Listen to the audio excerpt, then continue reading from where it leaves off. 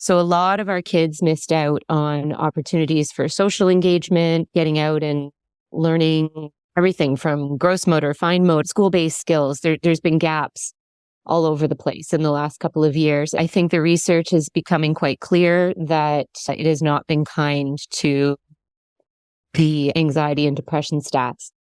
So yes, we have on my caseload right now, for example, I probably have 4 kids that are coming for our program that deal with significant anxiety, self-harm, suicidality, things like that. We also have younger kids who have social anxiety. They just haven't had the same opportunities to engage with kids or exposure. So when they come to the barn, we have a whole team that work with them. There's a horse handler who is responsible for and manages the horse. We have 2 sidewalkers that are usually high school or university age students, myself, the therapist, and then we have a games volunteer who organizes all of the activities. We also have people that work at the barn. We have other parents that are around because of other kids. So you're automatically creating this little community or team that the kids get to or have to interact with. Not to mention the horse, the dog, the cat, the chickens, all these things. So there's automatically motivation for engagement because of the animal piece and because they have to interact with some of their team members to get the things that they need to ride. So when they're doing grooming or if they're going to get their helmet or when they are riding and they want to do certain things, we're encouraging them to ask their team members. We play games where they have to share different things, icebreaker games and social communication games where they have to practice some of those social skills. Some of our kids, when they first arrive, are so scared to ride the horse that we just start out with, we're going to watch how the horse handler walks the horse around the arena.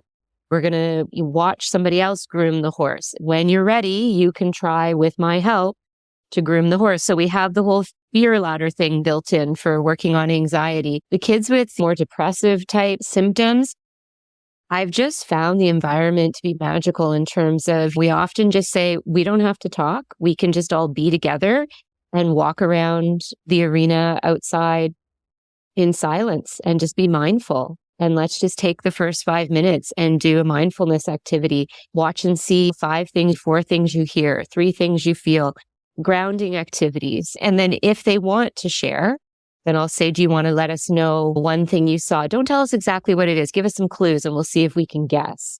And so we use playful games and things for engagement, for sharing. We also use typical therapy strategies just while the child is on horseback or when they have their half hour. We do have a little therapy clinical area, a little building that's beside the arena. And we do some typical OT, physio, more clinic-based modalities in there. But we also do some of it while they're riding. So CBT strategies, resources, DBT strategies. We do some typical talk therapy type thing. And then Steph and I have also learned we've been doing some research. We went and shadowed an OT at another barn to see how they'd created a sensory trail. And so that's been a passion project last year to build a sensory trail at the facility where we work. And that's been another way that kids just get to use nature and enjoy an interactive sort of sensory environment